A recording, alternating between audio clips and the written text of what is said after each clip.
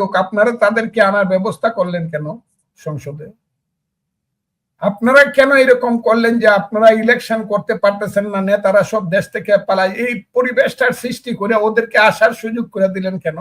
Awami League election করলে বিরোধী দল হইতে পারতো 14 সনে 18 সনে, জামাত হয়তো 4 নম্বর দল, 3টে 4টে 5টা 6টা সিট পাইতো। আপনারা কেন তাদেরকে 68টা সিট পাইতে সাহায্য করলেন এইসব করিয়া? আমি আপনাকে বলছি না, আপনাকে প্রতীক ধরে আমি কথাটা বলতেছি। আপনারাই তো তাদেরকে পার্লামেন্টে নিয়ে আসছেন না, আমরা আনবো কেন?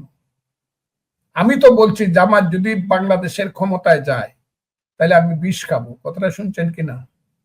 আমি বিষ খাবো, এই কথাটা কেউ বলে নাই। এত তখন সবাই মনে করতো জামাত ক্ষমতায় যাচ্ছে।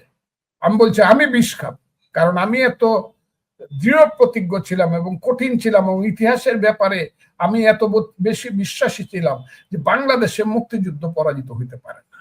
নামটা যদি বাংলাদেশ তাকে মুক্তিযুদ্ধ জয়লাভ করবে, সত্য জয়লাভ করবে এবং মিথ্যা পরাজিত হবে। মিথ্যা হইলে মুক্তিযুদ্ধ যারা মানে না, এবং বিএনপিকে শেষ পর্যন্ত মুক্তিযুদ্ধের পক্ষেই কথা বলতে হইল, এবং বলতে হইলো ওরা রাজাকার ছিল, এই কথাটা তো বলতে হইল। কাজে ইলেকশনটা কিন্তু এই জায়গাতে গিয়ে দাঁড়ায় গেছিল। মানুষ মনে করছে রাজাকাররা আসার চেয়ে বিএনপিকে, না হইলে এই দেশের যে হিন্দু সমাজের ভোট আছে 1 কোটির মতো, 60 লক্ষ ভোট কাস্ট। যদি আপনি ভোটের হিসাব ধরেন যে 60 লক্ষ ভোট, আমার মনে হয় আরো বেশি, হিন্দুদের ভোটটা কাস্ট বেশি হয়। 60 লক্ষ ভোটের মধ্যে মিনিমাম 59 লক্ষ ভোট তো দানের শেষে।